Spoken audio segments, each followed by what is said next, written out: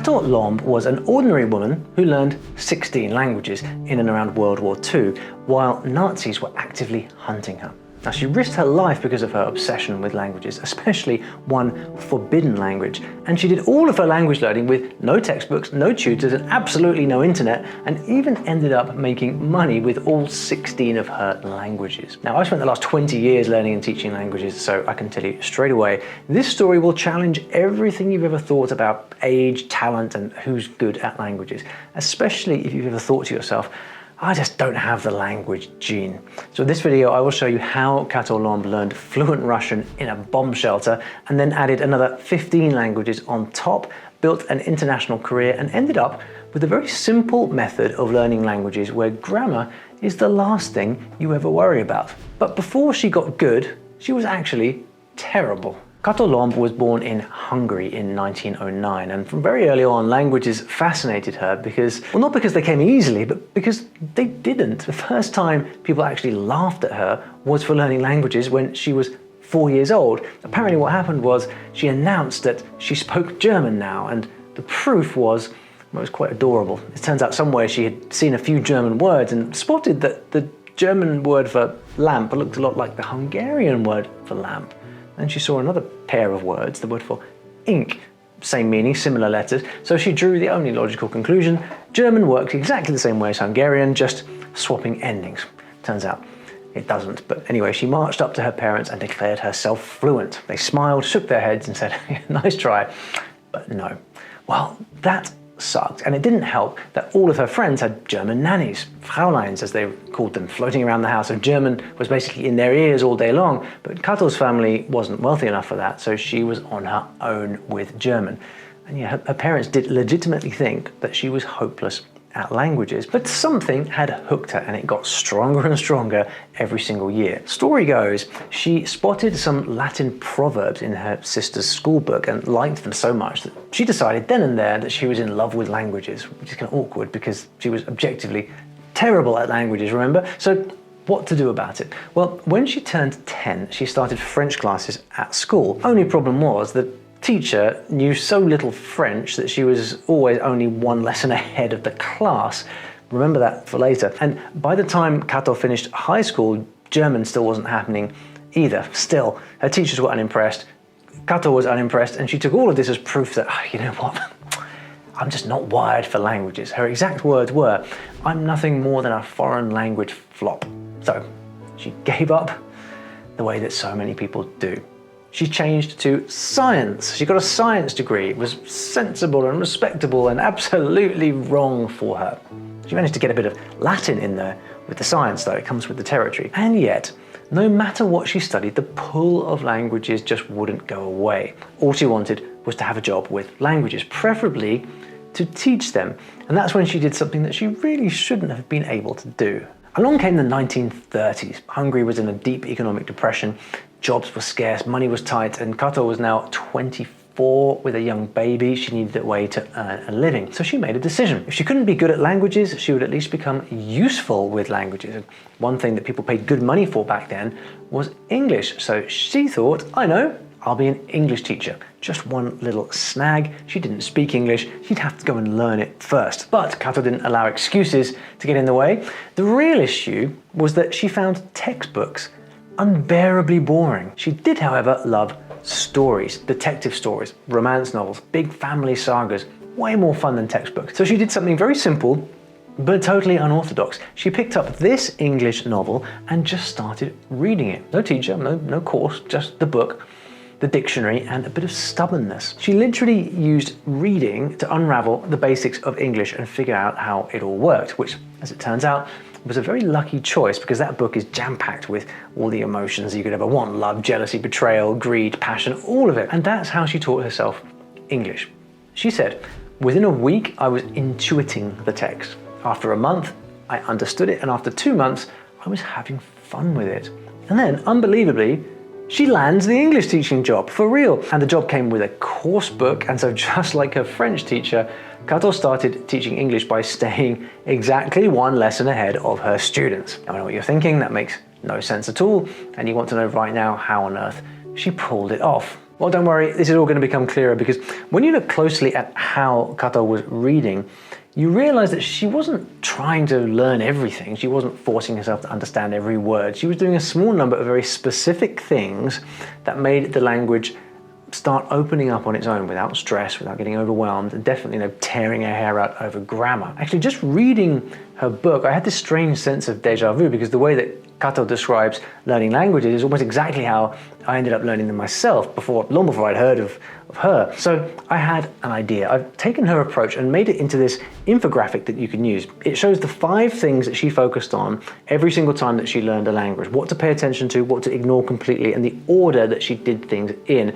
plus a few extras that I don't have time to mention in the video today. And when you see it laid out like this, you get this feeling of, wow, you know what? I could totally learn a language in this way. So this guide is completely free. You can download it, print it, use it for whatever language you are learning right now. You can grab it with the QR code on the screen or click the link in the description. And that little method, well, it's the only reason she survived what came next, because right after that, the world caught fire and World War II broke out. Of all the languages that Kato could have chosen next, she picked the one that could have got her killed. It's early World War II now. Kato is living in Budapest, and one day she goes into a second-hand bookshop and spies an old Russian-Hungarian dictionary from the 1800s. What grabbed her wasn't even the words, it was the alphabet. Russian, of course, uses Cyrillic, and Kato's brain did what it always did. It went, ooh, pattern. So she bought the dictionary, went home and said, we're going to have to learn Russian now. So she found a Russian typewriter, somehow started teaching herself how to build the language. And because she's Kato, she found a pile of Russian romance novels somewhere and started reading those too. Now you need to understand the stakes here. Russian was a forbidden language. It was the language of Hungary's archenemy. If she was caught learning Russian, that alone could look like treason. And that was only strike one. Kato, you see, was Jewish, and we all know how that went. Hitler, Holocaust, so the books had to be hidden. When I first read about this, I had to take a minute because learning a language is one thing, learning the enemy's language during a war is another thing, while being actively hunted yourself, well, that's something else entirely. And it was getting worse because they were doing some rather unpleasant things to Jews at the time, and Kato was forced into hiding with her 2-year-old son. And this next detail is so insane, it sounds like it was made up for a spy movie. She got a bookbinder friend to sew a Russian novel, Gogol's Dead Souls, inside a thick encyclopedia. So this thing from the outside looked harmless, but inside was Russian. So you can imagine the scene, bombs falling, chaos everywhere, soldiers searching houses, and there she is, sitting there at home, reading Russian. It was incredibly dangerous, but I suppose it gave her mind a better place to go. She learned thousands of words from the dictionary, figured out grammar from the novel, and when something didn't make sense, she scribbled it in the margins and came back later, which is impressive enough, but hey, Russian ain't no walk in the park. It's really hard, and she had no Russians to practice with. The best she could do was to listen in on Russian radio broadcasts any chance that she got. Think about that for a sec. If you wanted to hear the language, you had to actively go looking for it in the middle of a war. This is not immersion, this is something else altogether, like, oh, you're trying to catch me? Well, good luck to you. And after about 2 years of this, she could speak Russian. If this story was ever going to fall apart, it would be right here, but instead, it explodes. See, when the war ended, Russian suddenly became the most valuable skill in Budapest. The Soviets moved in, and overnight the city needed Russian speakers. Also, Kato was pretty much the only person around who could use a Russian typewriter, so she went looking for work. Budapest was in ruins, but one night she noticed a thin line of light under a door, so she knocked, and it turned out to be the mayor's office of all places. An unfriendly uncle, as she called him, opened the door and asked what she wanted. She said, "I know Russian." And 5 minutes later, she was hired as an interpreter. Wait, you think the job is the wild part? No, the wild part is that he was the first Russian speaker that she'd ever met, and he gave her an assignment immediately. Basically, stop talking, sit down, call the city commander, tell him who the mayor is. And just like that, her interpreting career began. From that moment on, she suddenly had endless chances to use Russian for real, which sounds like the dream scenario, except for one problem. Even though she could speak Russian, she barely understood anything that Russians said back to her. In case you're new to this, usually when you learn a language, you listen as much as you possibly can to native speakers because that's how you know how it's supposed to sound. I mean, how else will you know how to do it yourself? But Kato knew that her pronunciation was awful, her worst skill of all. The mother tongue always shines through, she said. might steal that one, it's a pretty good line. But what's so refreshing is that she never saw this as a failure. She just accepted that some skills grow faster or slower than others. And she carried on talking to herself out loud, anywhere, just to get used to speaking. 2 years later, she was translating for the Russian military. Crazy when you remember how this whole thing began, and yet somehow she was only getting started.